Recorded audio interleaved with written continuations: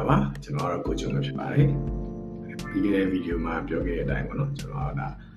အစနေတဲ့ဒီနေ့မှာရရှိတဲ့ဖလားတွေကိုကျွန်တော်တို့စောင့်ကြည့်နေကြပေါ့နော်အခုတော့ဒါ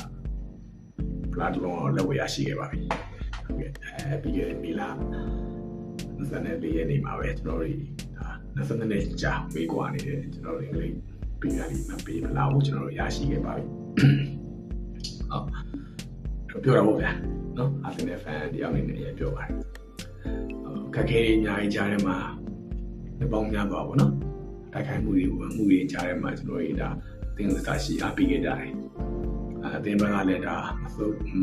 ရပဲပေါ့နော်အကျူးစားခဲ့တာအဲ့ကျွန်တော်22နှစ်ကြာတဲ့အခါမှာကျွန်တော်တို့ဒါဘယ်ဖလားကိုပြန်ရရှိခဲ့တယ်ပေါ့အဲ့တော့ဒါမှပြီးသေးဘူးနော်ဒီလိုတိုက်ကျွန်တော်တို့လာမယ့်ဒီမီလာ30ရက်နေ့ညမှာသမတ်ကြီးစင်နာကြီးပွဲမှာတော့ဒါကျွန်တော်ဒီတမိုင်းမှာဒုတိယအကြိမ်မြောက်ရောက်ရှိတဲ့ဥရောပချန်ပီယံလိ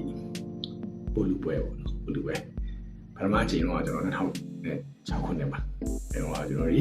ဒါအဲ့ခေတ်တော့အရင်ကောင်းခဲ့တဲ့ဒါဘာစီနာအသင်းကိုကျွန်တော်ဒီရှုံးနေခဲ့ပါတယ်အဲ့တော့ဒီတစ်ခေါက်မှာတော့ကျွန်တော်ဒီဒါလက်ရှိချန်ပီယံ PSG အသင်းကိုကျော်ဖြတ်ပြီးတော့ကျွန်တော်ဒီအသင်းမှာတမိုင်း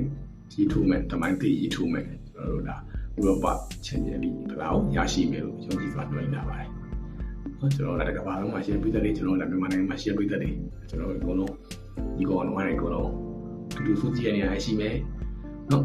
တယောက်တနေရာစီဝင်းနေပြီပဲအကုန်လုံးတားတယ်ပေါ့နော်အဲ့ဒါနဲ့အားပေးကြပါမယ်အဲ့တော့ချန်ပီယံစုရင်ပြန်တွေ့ပါမယ်အားလုံးပဲကျေးဇူးတင်ပါတယ်